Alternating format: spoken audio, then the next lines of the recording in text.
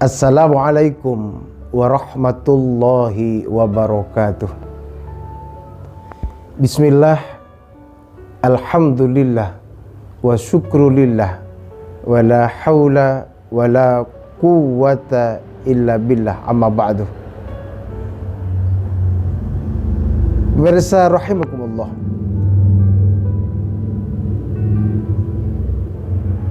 alhamdulillah, marilah kita selalu memanjatkan puji syukur Allah Subhanahu wa ta'ala, karena dengan limpahan rahmatnya kita bersama-sama masih dapat menjalankan ibadah puasa dengan baik.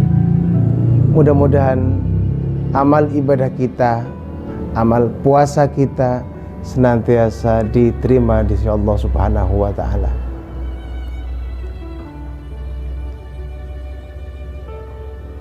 Pemirsa rahimakumullah, Ramadan telah banyak memberikan makna dalam kehidupan kita, baik itu hablum minallah ataupun hablum minan nas. Pada hakikatnya memang Ramadan tujuannya adalah untuk la'allakum tattaqun.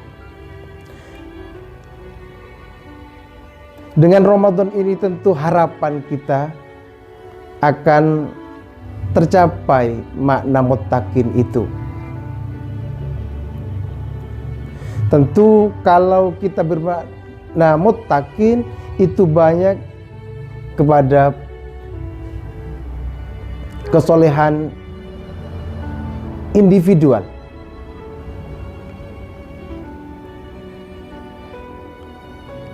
Memang Allah Subhanahu wa ta'ala menciptakan kita itu wa ma khalaqtul jinna wal insa illa liya'budun.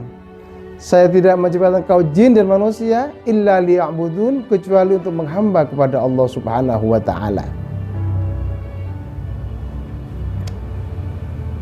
Kalau tujuan puasa kita hanya untuk menghamba kepada Allah Subhanahu wa ta'ala, saya kira sudah selesai dengan kita sholat tarawih, kita taqarrub ilallah, kita ta'abbud ilallah.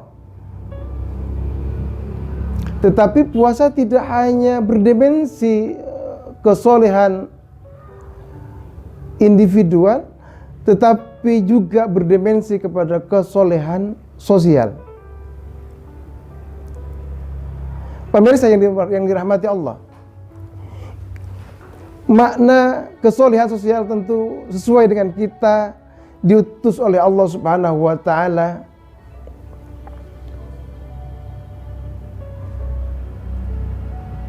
sebagai khalifah fil ard. Inni ja'ilun fil ardi khalifah. Jadi tatkala kita sebagai khalifah fil ard, maka dimensi kemanusiaan hablum minas kita yang kemudian lebih kuat. Puasa itu memberikan makna luar biasa terhadap kesolehan sosial, karena dengan puasa kita belajar empati kepada orang lain, karena dengan puasa kita belajar simpati kepada orang lain, karena dengan rasa lapar kita merasakan apa yang dirasakan oleh saudara-saudara kita, oleh sahabat-sahabat kita yang mungkin masih berada di dalam garis kemiskinan.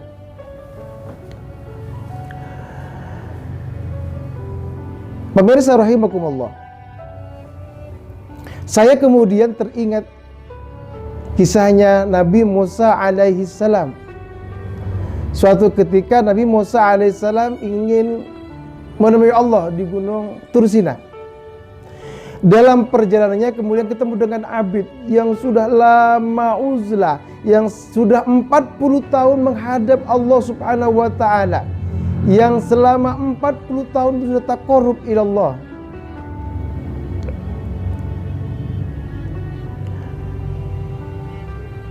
Yang selama 40 tahun itu sudah uzlah, lari dari persoalan hiruk pikuknya dunia.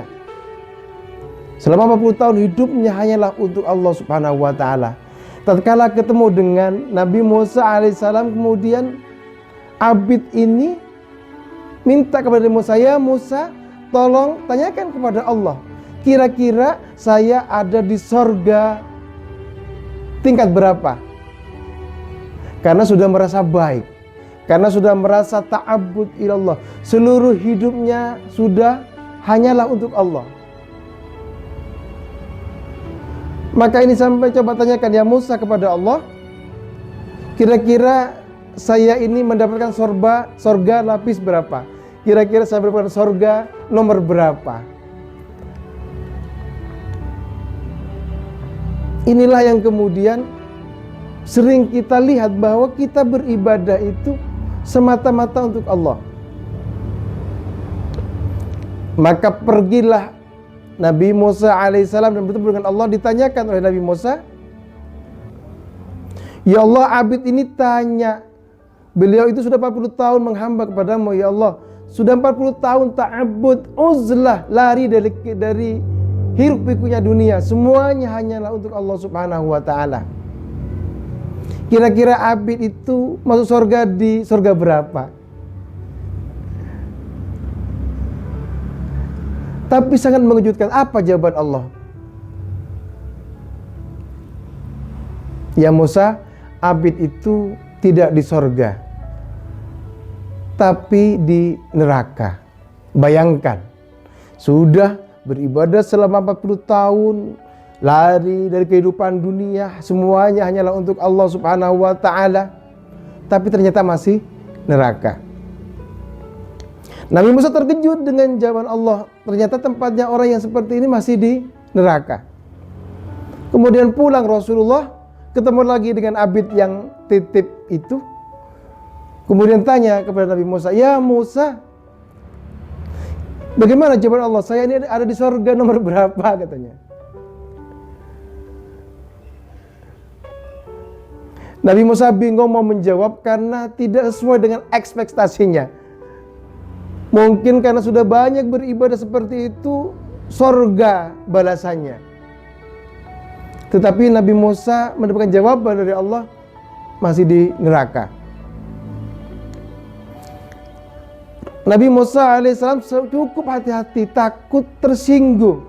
Orang yang sudah 40 tahun beribadah hanyalah untuk Allah, tapi kok masih di neraka. Sampai abid ini menepuk-nepuk punggung Nabi Musa alaihissalam. "Ya Musa, gimana jawaban Allah? Saya ini ada di surga nomor berapa?" Jadi mohon maaf ya abid, ternyata Allah tidak menempatkan Anda di surga, tapi di neraka. Betapa terkejutnya abid itu dengan goncangan yang luar biasa, yang merasa sudah ibadah semuanya untuk Allah, ta'abbud ilallah, kehidupannya hanyalah untuk Allah. Tetapi mengapa kok masih neraka? Apa jawabannya? "Ya Musa, mungkin engkau salah dengar, kembali lagi kepada Allah. Mungkin engkau salah mendengar." Karena biar tidak mengecewakan abid itu, Nabi Musa kembali lagi kepada Allah, "Ya Allah, mungkin saya salah mendengar." Apa jawabannya? "Iya, abid itu sekarang sudah masuk sorga." Nabi Musa alaihissalam terkejut, loh kok berubah secara drastis? Awalnya neraka, tapi kenapa sorga? Ternyata apa yang terjadi di abid itu merasa menyesal. Ternyata selama 40 hari yang hanya untuk dirinya dengan Allah, itu masih belum untuk manusia. Hablum minallah tidak ada sama sekali. Bahkan keluarga dan anak-anaknya ditinggal hanya untuk Allah Subhanahu wa taala.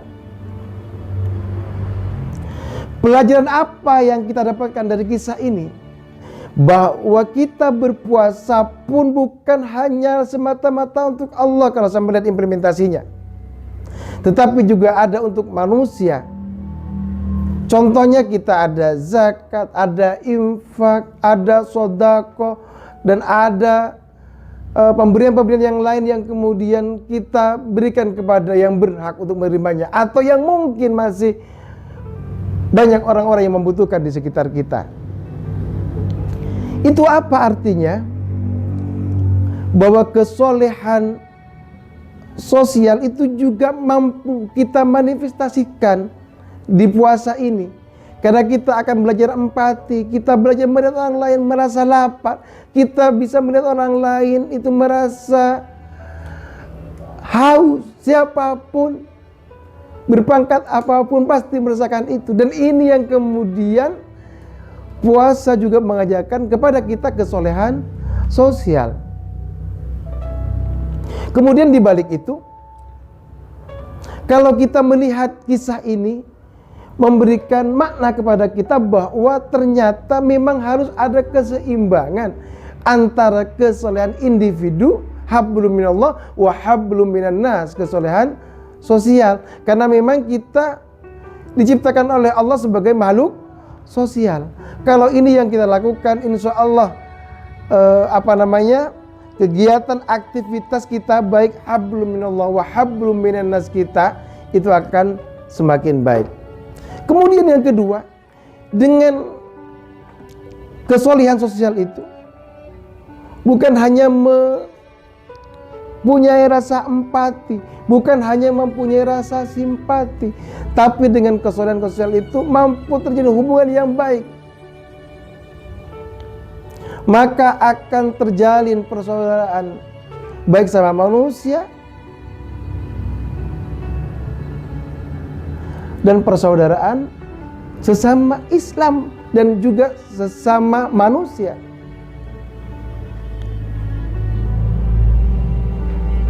Bahkan persaudaraan itu tidak hanya itu, mungkin bisa antar bangsa. Kita harus paham bahwa puasa itu semuanya sama, kita melakukan sama, caranya sama. Seluruh bangsa yang mengaku beriman dan mengaku Islam, cara berpuasa kita sama. Tentu ini yang kemudian insya Allah akan mengantarkan kepada surganya Allah. Jadi puasa itu bukan hanya sekedar mencetak ketakwaan secara individu, tetapi akan mencetak ketakwaan kita secara sosial.